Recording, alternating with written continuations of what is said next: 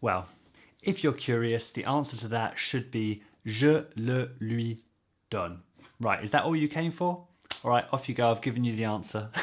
But no, if you're interested in knowing more, like how do we know the order? Is there a certain rule? Is it the same for the other pronouns like la, les, on, y, leur, me, te, vous, nous, etc. If you're interested in any of that, that's exactly what we're going to go through in today's video. So, si vous êtes prêts, allez, on y va, c'est parti. Salut tout le monde, comment ça va? J'espère que vous allez bien. If you didn't know already, my name is Alex. Welcome to French in Plain Sight. I'm an English guy turned French coach living in France. And one of the things I love to do most is to break down the complicated French grammar into plain English so that you can feel more confident building your own French sentences. If you're a bit of a French grammar lover as well, then please do let me know by clicking that like button, subscribing to the channel and clicking on that notification bell. If this video gets, say, 100 likes, 100 likes, I'll do another video on this topic because I know you'll love it. Aujourd'hui, we're talking about object pronouns in French sentences because, let's face it, it's a confusing topic. Specifically, we're going to be talking about the order of these object pronouns in sentences where they need to go before a verb. We're going to be talking about what goes where and le plus important, pourquoi, why. Attention, your head might feel a little full at the end of this, as is the case after learning a lot about French grammar. My advice, just take it bit by bit. Take the logic that you learned today and start applying it to your own sentences, and things will start to make sense a lot quicker than if you just try to memorize a bunch of lists. Alors, tout d'abord, we're going to start by talking about whether or not there's a rule which determines the order of these object pronouns in a French sentence. Now, thankfully for us, there is a very handy diagram which I'm going to put on screen right now, which I often still have to refer to after all these years to remind myself a specific order of some pronouns because there are just so many possible combinations. Now, as you can see, this follows the standard sentence structure. You have the subject pronoun, then you have a possible ne for a negative sentence, then you have the pronouns me, te, ce, nous, and vous. Followed by, to the right, you have the pronouns le, la, les, and le and la can be L apostrophe if the thing which follows it starts with a vowel. Then after that you have lui and leur, and then after that you have y or y, and then after that you have en. Now this is the area where all the pronouns will go, and then after that you have the conjugation of the verb you're using, followed by, again, if it's a negative sentence, you'll have that pas, jamais, rien, etc. So going back to that example we saw right at the beginning of the video of whether it's le, lui, or lui, leur, we can see that following from left to right on this diagram, le comes before lui. So that is why it is always, if you need to use both le and lui in a sentence, le goes before lui every single time. Don't you just love rules when it just, there's no exception to that. It's so awesome. And the same goes for its other third person counterparts. La always goes before lui, les always goes before lui, le goes before leur, la goes before leur, etc. You can see very easily in this diagram. Just like it's always lui before en, and it's always les before I. Such as in the following sentence, il lui en parle. It would never be ils en lui parlent because lui always has to come before en. So this translates to they speak to him about it, or they speak to her about it, or they're speaking to him or her about it. Lui, you have to know from the context whether lui is masculine or feminine. Another example with les and I is elle les y retrouve, and you have that liaison between S and Y because that's just how it is. It becomes a Z sound, so you have elle les y retrouve. But you can see here again the order. Les comes before Y because that's how it is in that diagram. So once again, the simple thing to remember is of that group of pronouns in the middle of that diagram that's in nice and bold, nothing on the right can ever appear before something to its left, right? So in a sentence which reads left to right, as it does in French, you have to follow this order. And it's nice how it goes tallest to shortest. Par souci de clarté, for the sake of clarity, one other example with another couple of pronouns would be je te l'envoie. Je te l'envoie. We see in the diagram that te comes before le or l'apostrophe, so te has to come first. As long as the verb that you're dealing with requires that object pronouns go before it, because some do require that they go after it, and that's a topic for another video, as long as it requires that the pronouns go before it, then they always follow this order.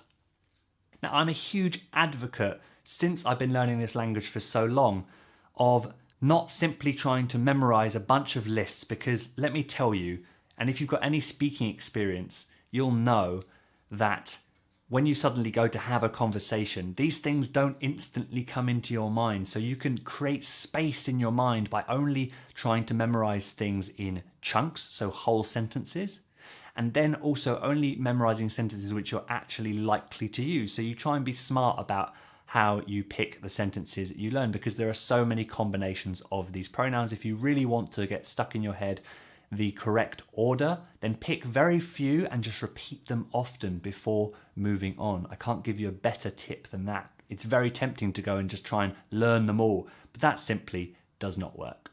So if you anticipate that you're going to get blocked and you're going to mess up the order of these pronouns, which is incredibly likely, I would say certain, then you can be smart about how you deal with it, and you can look for ways to still make legitimate sentences whilst also making your life easier. So to explain a bit what I mean, I can say that, for example, in the sentence we had a minute ago of il lui en parle, which translates to they are speaking to him about whatever was mentioned, so about that, for example, if you finding the combination of two pronouns in a sentence too difficult, because that is sort of a level above having just one pronoun in there, you could say something like il lui parle de ça. Il lui parle de ça, like of that, and it's completely legitimate. It's a really, really perfect sentence. And to take the other example of elle les y retrouve, well, it's equally just as good, if not even better, in everyday spoken French to say elle les retrouve là-bas. Elle les retrouve là-bas, over there, or the place that you've just mentioned. So again, that goes at the end. You can remember that as just there, and you've only had to worry about putting les in before retrouve, because a simple thing as that, when you add in all the other potential combinations of pronouns that you're going to try and remember with their equivalent verbs, corresponding verbs, you're going to want to make things as simple as possible if your goal is to communicate with French. Remember, progrès, pas perfection. That's our motto here on the channel. Because I want you to go away being able to create your French sentences with as much confidence as possible, I do want to help you avoid two common difficulties that I see by breaking down what we've already seen into two further subcategories, if you like, or sub-levels. Now, up to now, the examples we've seen have contained one verb, and you've seen from the diagram that the pronouns have to go between the verb in the sentence and the subject, or the ne, if it's a negative sentence. It has to go between those. For example, je parle à Alex, ou je ne parle pas à Alex. It becomes je lui parle. But what if there are two verbs in the sentence?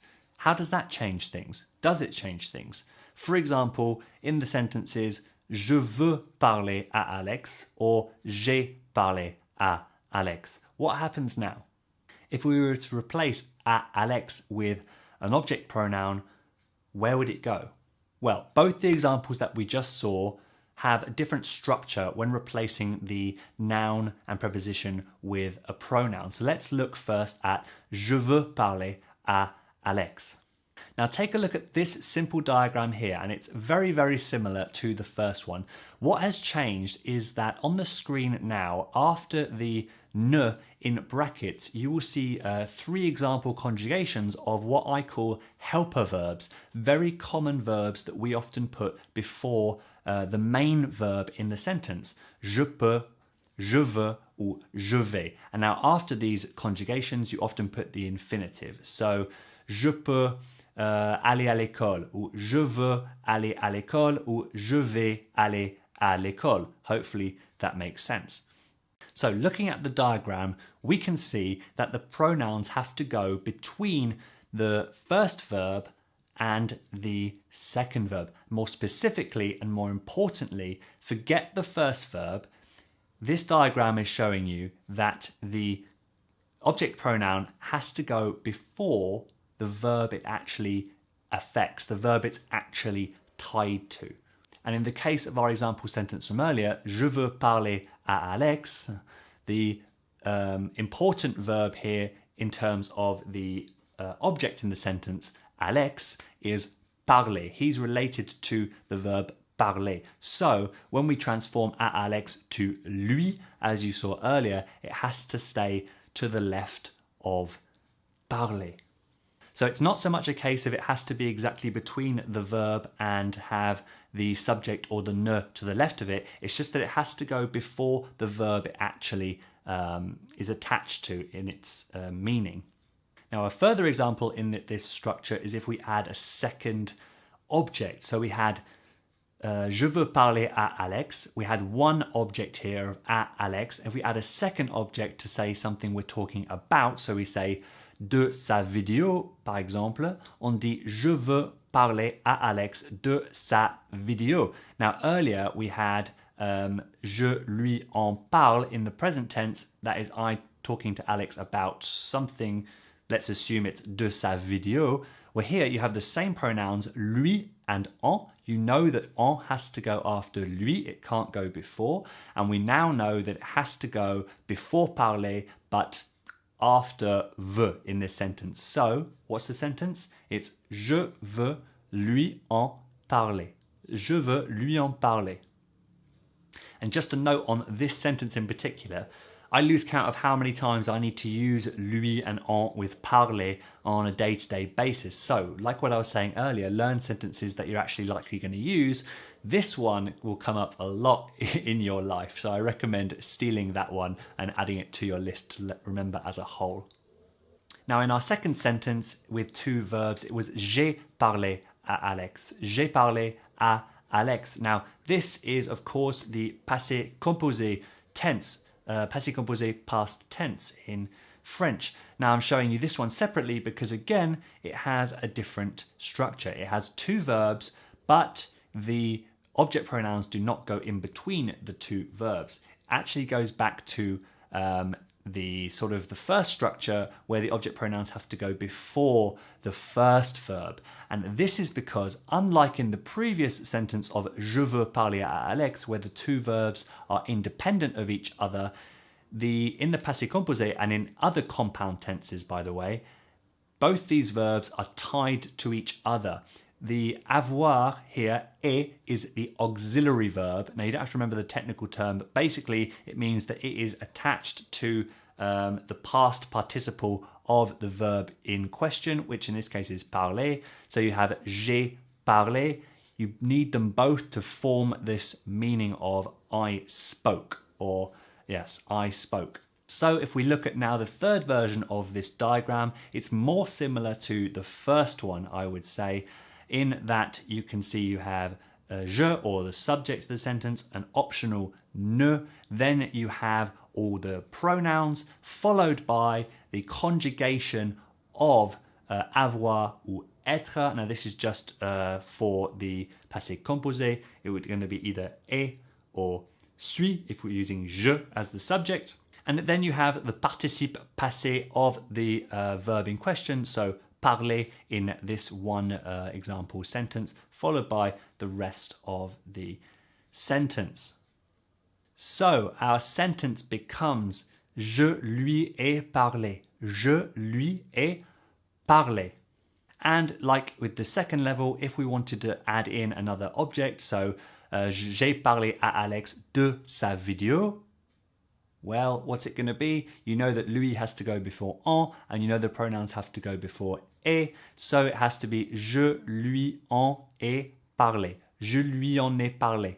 Je lui en ai parlé. And you have that liaison between the N of en and the et, because it's a vowel afterwards. So, je lui en ai parlé.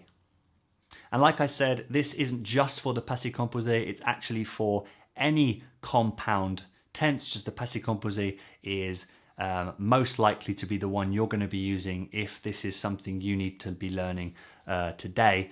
But another couple of examples in other compound tenses would be something like je me l'étais dit in the plus que parfait tense, or something that I would definitely have to take my time to think about if I hadn't written it down is je le leur aurais donné. Je le leur aurais donné, which is the futur antérieur. So you can see these tenses also use an auxiliary verb of either être or avoir, and the past participle, le participe passé of the action verb, the main verb in the sentence.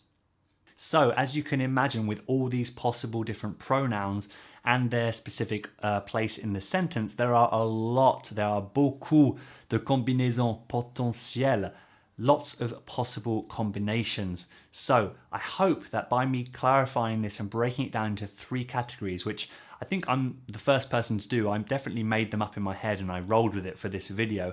I hope this allows you to move forward with confidence, and it's helped you clear up some doubts that you had in your mind coming into this video. For those of you that love visuals, I've put together a free download which you can get your hands on by going to my website down in the link down in the description, which basically summarizes the most important parts of the things I've talked about in this video, as well as gives you your own copy of the 3 diagrams that I've shown you on screen today with a bunch of example sentences. So if you want to get your hands on that, head over to my website via the link in the description below. Alors, that is the end of the video, everyone. But guys, I want to encourage you to leave a comment down below in the comments with your best attempt at sentences with 1 or 2 object pronouns that go before the verb. Every bit of writing that you do in French gives you a reason to think about the language, think about the words, think about the grammar, think about the logic before you write it down. So all writing practice is great practice for your understanding of the French language. So leave me a comment down below. I can't wait to read it. Thank you so much to all my supporters here on the YouTube channel. If you want to join Mohammed, Catherine, Adam, Mike and Patrick, go ahead and click on that link down below the video, the join button. And thank you also to all my current Ko-fi supporters over on Ko-fi.com, Sarah, Heather, John, Deborah and Joshua. Don't forget, if I get 100 likes on this video, I will go deeper on this and talk about the object pronouns and their order in other types of common French sentences. So, merci beaucoup d'avoir regardé tout le monde. Je te souhaite une très bonne journée. À la prochaine. And don't forget, it's progrès, pas perfection that matters. Ciao, ciao. You have to follow this order. And it's nice how it goes tallest to shortest. How it goes tallest to shortest. It's either avoir ou être. Followed, no. Well, if you're curious, the answer to that is it should be je lui.